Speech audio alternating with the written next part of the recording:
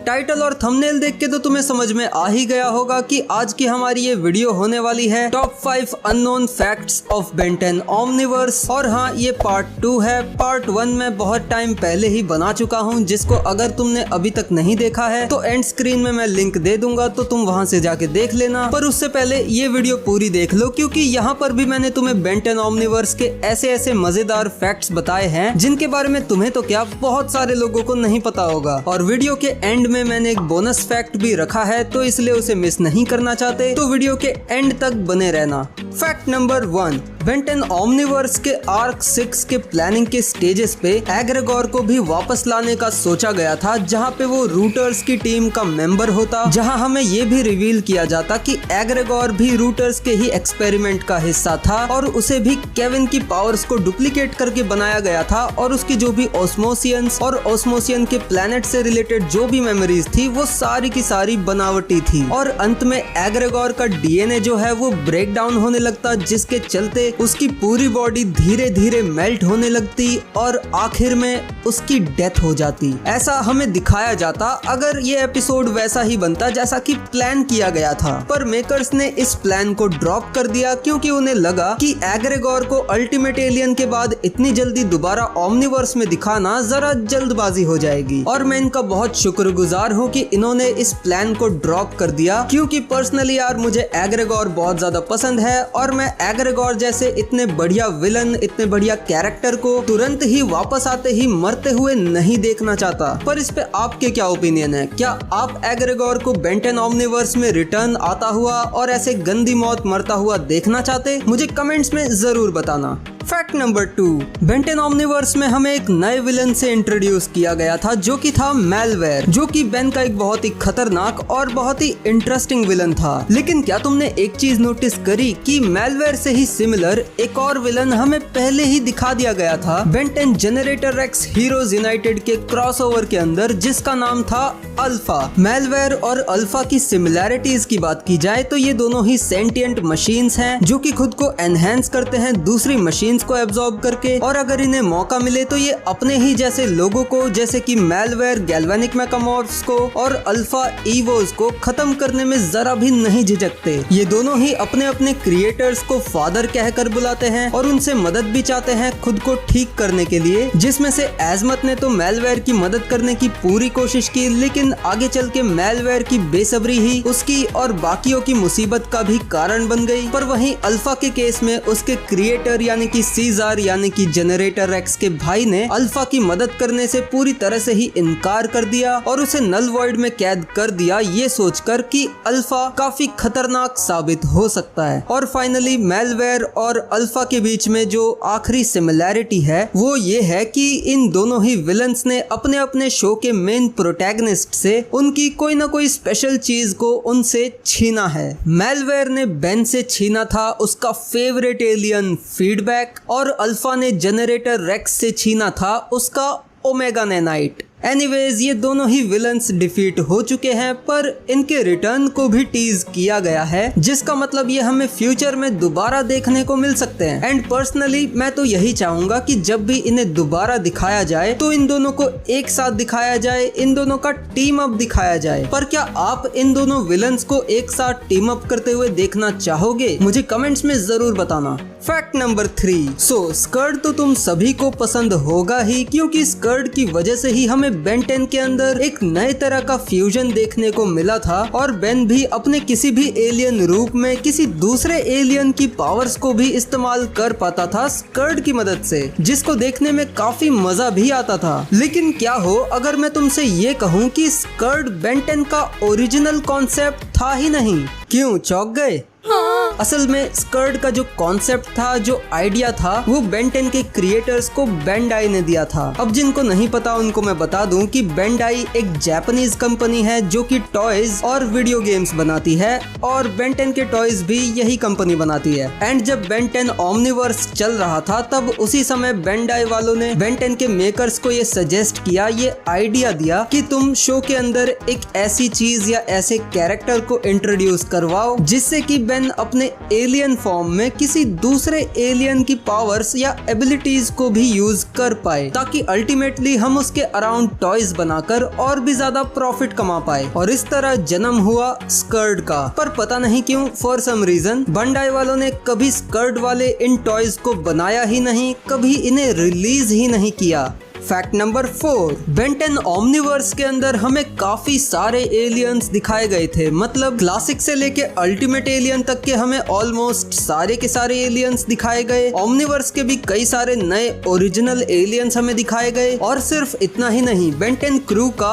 इस शो के अंदर और भी कुछ पुराने और नए एलियंस को दिखाने का प्लान था, जैसे कि Jetray, fast track, Chamalien, Spitter, Rocks, Squidstrictor और वेंट्रिलो स्क्विड। अब आपको रॉक्स और स्क्विड स्ट्रिक्टर के बारे में तो पता हो सकता है, लेकिन आपको शायद वेंट्रिलो स्क्विड के बारे में नहीं पता होगा, तो मैं आपको उसके बारे में थोड़ा सा बता देता हूँ। सो बेसिकली इस स्क्विड जैसे दिखने वाले एलियन की पावर ये है कि ये अपनी आवाज को कहीं और से आता हुआ दिखा सकता है। मेरे कहने का मतलब ये है कि जब ये बोलेगा तो आपको ये नहीं लगेगा कि ये बोल रहा है, बल्कि आपको ये लगेगा कि इसकी आवाज कहीं और से आ रही है। और इसकी ये पावर नॉन लिविंग ऑब्जेक्ट्स पे भी काम करती है और इसके पास सॉर्ट ऑफ टेलीपैथी भी है, जिसकी वजह से ये किसी लिविंग बीइंग पे भी अपने थॉट्स को इम्प्लांट कर सकता है और उसके मुंह से अपनी बात कहलवा सकता है। बस यही इसकी पावर्स हैं। पर ये और बाकी जितने भी एलियंस जिनका मैंने थोड़ी देर पहले तुम्हें नाम बताया था, वो सीरीज के अंदर यानी बेन 10 ओमनिवर्स के अंदर इसीलिए नहीं दिखे क्योंकि बेन 10 ओमनिवर्स पे जो क्रू काम कर रहा था, उनको कार्टून नेटवर्क वालों ने एक पॉइंट ऑफ टाइम पे ये बोल दिया था कि अब सीरीज के अंदर बहुत ज्यादा एलियंस हो रहे हैं, हम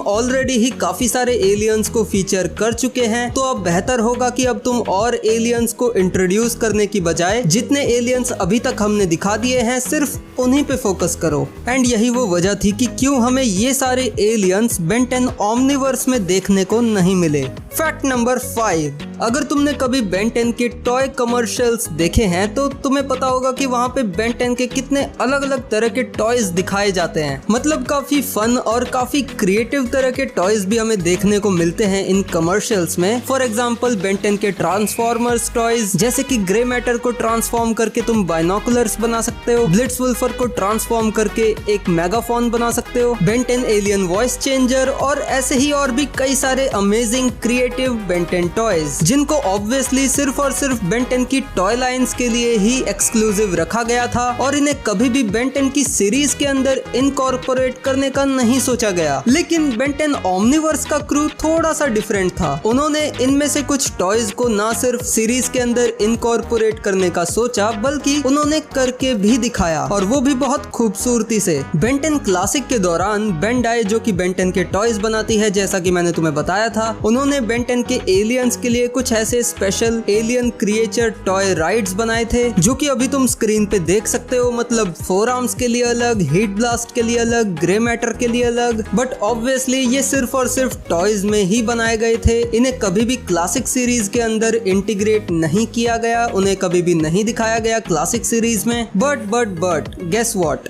बेन 10 ओमनिवर्स के अंदर इन्हें दिखाया गया है। मतलब कम से कम 2 को तो दिखाया ही गया है। ट्रबल हेलिक्स एपिसोड में आप गैल्वन सोल्जर्स को इस वॉकर का इस्तेमाल करते हुए देख सकते हो, जो कि same to same grey matter की टॉय राइड के जैसी है। और ऑटोमोटिव्स एपिसोड के अंदर रेप्टिलियन माउंट्स को दिखाया गया था, जो कि प्लैनेट खोरोस पे पाई जाने वाली एक बाइसन के जैसी स्पीशीज है, जिसे टेट्रामैन ट्रांसपोर्ट या फिर ऑफेंस के लिए यूज किया करते हैं। एंड इसका जो डिजाइन है वो अगेन वही क्लासिक वाली 4 आर्म्स की क्रीचर टॉय राइड के जैसा है। और अगर टेट्रामैन और गैल्वंस की राइड्स को दिखा रहे थे तो लगे हाथ हीट ब्लास्ट की राइड को भी दिखा देते। बट कोई बात नहीं, कम से कम इन्होंने इतना तो दिखाया। And special thanks to Kuro the artist and the ink tank YouTube channel, जिनकी वजह से मुझे ये फैक्ट पता चला और ये फैक्ट मैं आप सभी लोगों तक पहुंचा पाया। और अब क्योंकि तुमने इस वीडियो को यहाँ तक देखा है, तो ये रहा तुम्हारे लिए bonus fact.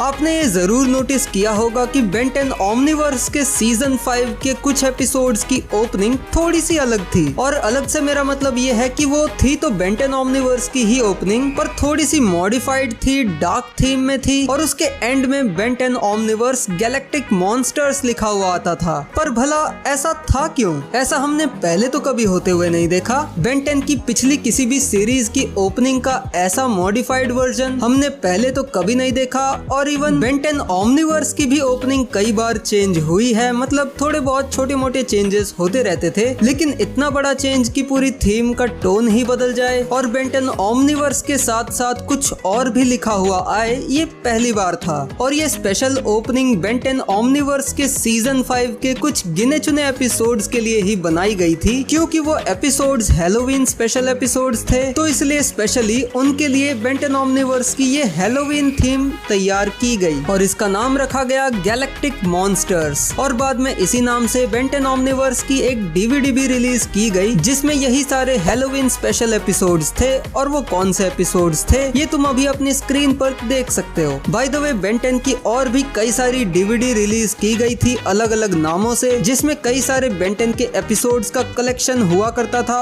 For example power struggle, the wild truth, the ultimate ending, heroes rise, aliens at war, duel of duplicates और भी कई सारे। लेकिन उन सभी में से सिर्फ और सिर्फ गैलेक्टिक मॉन्स्टर्स ही सिर्फ एक ऐसा टाइटल था, एक ऐसा नाम था जिसे बेन 10 की डीवीडी का टाइटल भी बनाया गया और इसी पे बेन 10 की एक स्पेशल ओपनिंग भी बनाई गई। तो गाइज यही थे आज के वो सारे फैक्ट्स, और अगर तुम्हें ये वीडियो पसंद आई हो तो इस वीडियो पे भी 5000 लाइक्स करवा देना, क्योंकि अगर तुम इस वीडियो पे जल्दी से जल्दी 5000 लाइक्स करवा देते हो तो मैं बेन 10 अल्टीमेट एलियन के भी और टॉप 5 अननोन फैक्ट्स लेके आऊंगा, जो कि वैसे मैंने प्लान करके रखी ही है। लेकिन अगर तुम भी उसे जल्दी से जल्दी देखना चाहते हो तो अभी के अभी इस वीडियो को लाइक करो और हाँ, चैनल को भी सब्सक्राइब करो। भाई मेरे चैनल के 65% व्यूअर्स ने अभी तक सब्सक्राइब ही नहीं किया, तो इसलिए यार जल्दी से जल्दी सब्सक्राइब करो और बेल नोटिफिकेशन को ऑल पे सेट करो, ताकि हम जल्दी से जल्दी 350 के सब्सक्राइबर्स तक पहुंच पाएं। और बाकी तो अगर तुमने अभी तक मेरी पिछली सारी की सारी अननोन फैक्ट वीडियोस नहीं देखी है तो राइट वाली प्लेलिस्ट मैंने सिर्फ और सिर्फ तुम्हारे लिए ही बनाई है मेरी जान। पर अगर तुम Ben 10 Omniverse unknown facts part 1 देखना चाहते हो तो लेफ्ट वाली वीडियो पे क्लिक करो।